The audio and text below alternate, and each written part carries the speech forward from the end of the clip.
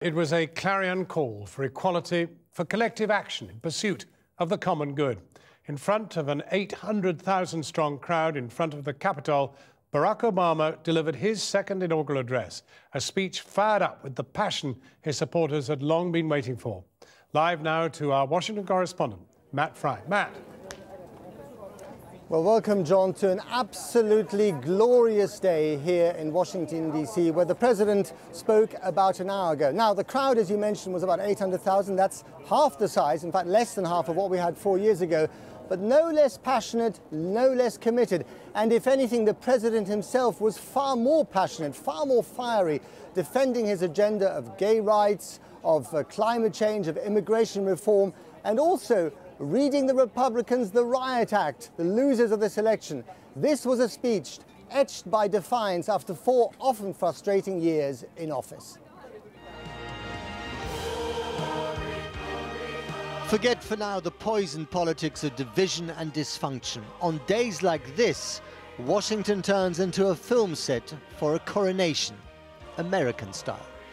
As the sun cast its glow, the city filled up. The crowds were smaller than 4 years ago, but still huge, and the re-election of a black president in a time of hardship is still a piece of history.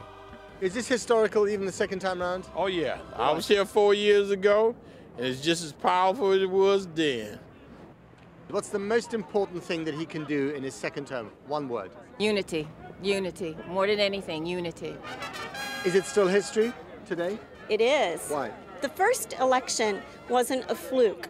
America elected him again. And so the scene was set. Ladies and gentlemen, the President of the United States, Barack H. Obama. The National Mall, the Circus Maximus of what is still the world's most powerful democracy, roared with approval. The crowd, like the voters who returned him to office, is diverse, a snapshot of today's America. But the pageantry and the symbolism have all the meticulous reverence of monarchy. I, Barack Hussein Obama, do solemnly swear that I will not one, but 2 Bibles for this oath. One had belonged to Abraham Lincoln, the other to Martin Luther King. Liberty, equality, opportunity, the ideas behind the promise of America, refreshed for President Obama's second stab at history. So help you God. So help me God. Congratulations, Mr. President.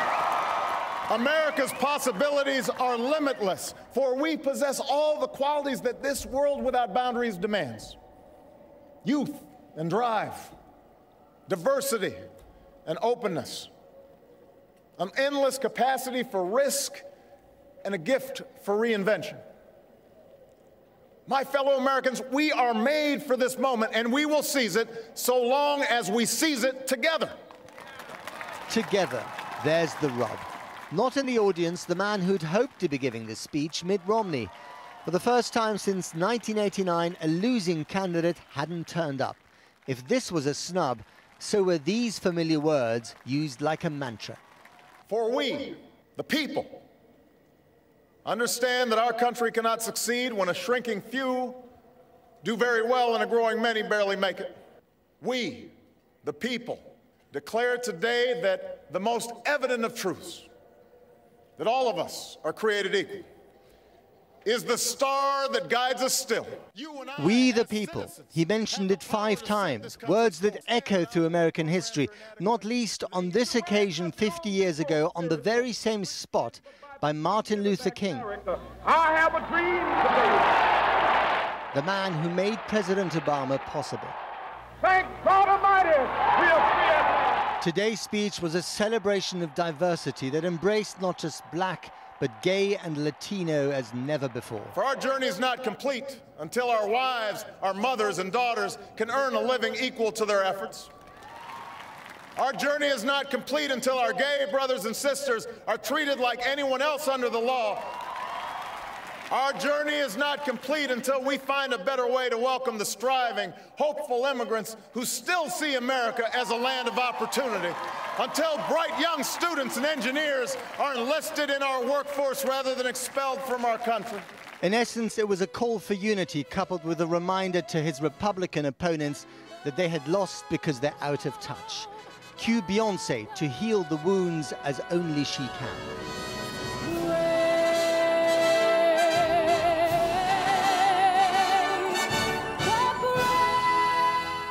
He may have wanted a second kiss, but he didn't get one. He has, however, got a second term. What he does with it will determine his legacy. Beyonce, what's there not to love, to be honest?